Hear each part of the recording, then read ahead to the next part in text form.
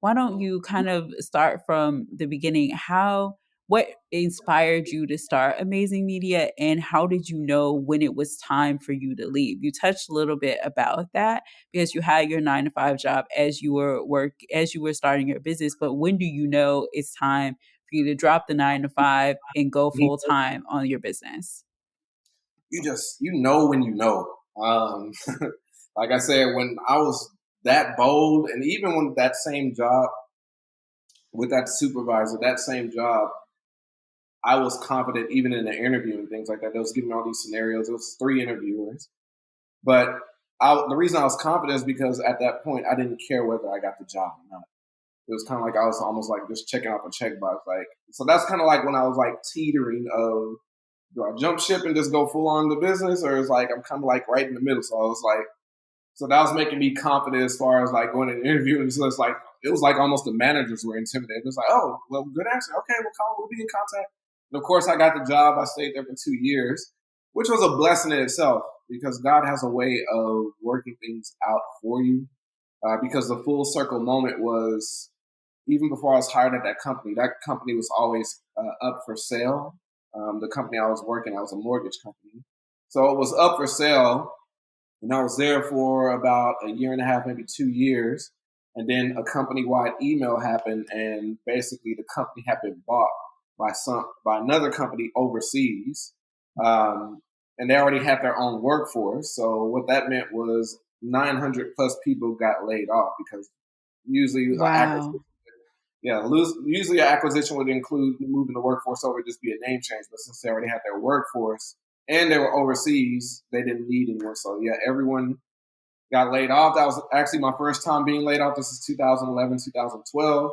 2013 also. But I didn't know what that entailed. And they were just like, oh, well, you get a severance.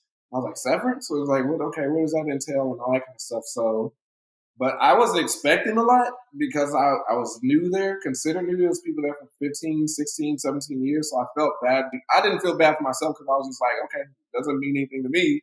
But the people who have been there for years, I have families and kids like that. That was, I felt bad for them. And it was a big deal in Austin because every news organization was like outside the office because they got wind of the layoff and they were interviewing people as far as like that. So it was a transition, but I got a very nice severance, and that also included benefits. So those benefits meant like TRA adjustment is what it's called, or TRA assistance.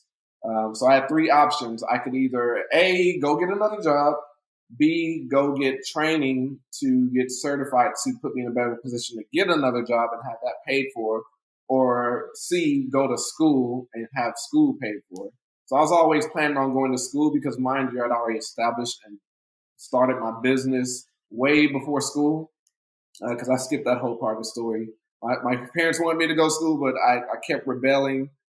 I didn't want to be one of those statistics where it's like you go to school not even knowing what you want to do, then you graduate, and then you go into a field that's like wasn't even your major or your study. So I kept rebutting and rebelling against my parents, and I'm glad I did.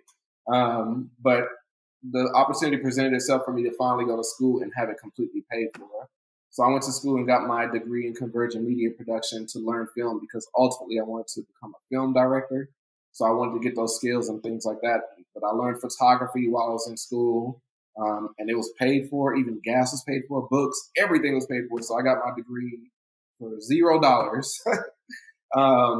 So that worked itself out. So God definitely provided me that job because the full circle moment was, yes, he knew a layoff would come later on and there would be severance. So that severance money, I didn't spend it all, but that allowed me to go get my own equipment because this entire time I was renting equipment from all these different places. So now I could finally go afford my own equipment, bought camera, tripod, lights, all that kind of stuff. And then that's when I became independent in 2013.